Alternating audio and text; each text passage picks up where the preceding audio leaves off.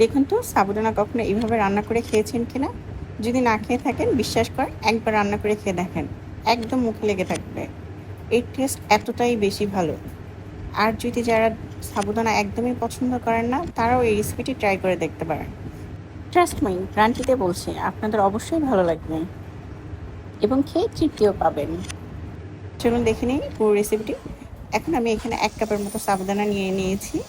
এখন সামান্য পরিমাণ পানি দিয়ে আমি এটাকে 20 মিনিটের মতো ভিজিয়ে নেব। 20 মিনিট ভিজিয়ে নেওয়ার পর সাবুদানাটিকে আমি পানিটা ছড়িয়ে নেব। যেহেতু আমার পানিটা একদমই কম দিয়েছি, তাই আমার এখানে ঝরানোর প্রয়োজন পড়েনি। তবে আপনারা পানিটা একটু বেশি দিলে ঝরিয়ে নেবেন। তারপর এর সাথে আমি দিয়ে দিলাম সামান্য পরিমাণ ঘি, সামান্য পরিমাণ লবণ আর গুঁড়ো দুধ ও সামান্য চিনি। আমি খুবই দুঃখিত, কেননা আমি চিনি যে মিক্স করেছি সেই ক্লিপটি নিতে আমি একদম ভুলে গেছি। যাই হোক, এখন আমি সবগুলো উপকরণকে হাতের সাথে মাখিয়ে নিয়েছি। তারপর হাতে সামান্য পরিমাণ ঘি মাখিয়ে এই মিষ্টি শেপগুলো দিয়ে নিয়েছি। যদিও আমার শেপগুলো একদমই সুন্দর হয়নি। তারপর এইগুলো যেহেতু খুবই স্টিকি, তাই আপনারা অবশ্যই হাতে সামান্য পানি বা ঘি ব্যবহার করে দেন মিষ্টি শেপগুলো দিয়ে নেবেন। এখন একটা চুলায় আমি 1 লিটার মতো দুধ নিয়ে নিয়েছি একটা পাত্রে। এরপর এর মধ্যে দিয়ে দিয়েছি 2টো দারচিনি, 2টো এলাচ ও 2টো লবঙ্গ।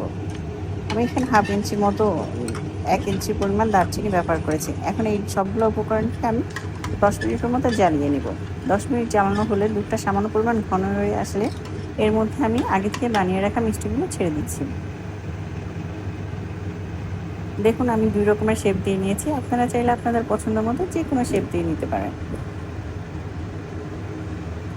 এখন আমি মিষ্টিগুলোকে ভালোভাবে 10 মিনিটের মধ্যে আবার জ্বালিয়ে নেব। এখানে আমি সামান্য পরিমাণ লবণ অ্যাড করেছি। সত্যি বলতে মিষ্টি জাতীয় খাবারে সামান্য লবণ অ্যাড করলে এর স্বাদ আরও দ্বিগুণ বেড়ে যায় আমার মনে হয়। মিষ্টিগুলো যখন প্রায় হয়ে আসবে তখন এর সাথে আমি মিশিয়ে নিব চিনি। আপনারা আপনাদের পছন্দ মতো চিনি ব্যবহার করবেন।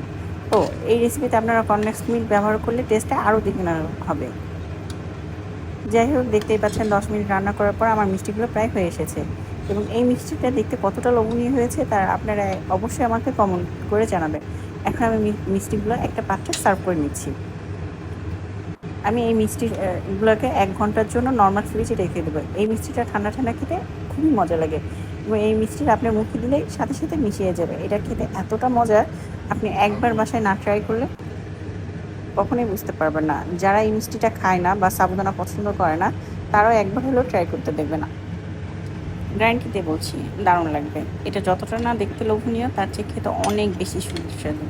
আমার রেসিপিটি যদি আপনাদের ভালো লাগে এবং এরকম আরও রেসিপি দেখতে চান, তাহলে অবশ্যই আমার চ্যানেলটিকে লাইক, কমেন্টস এবং ফলো দিয়ে রাখবেন। ইনশাল্লাহ এরকম আরও নতুন নতুন অনেক ভিডিও দিব। আল্লাহ হাফেজ।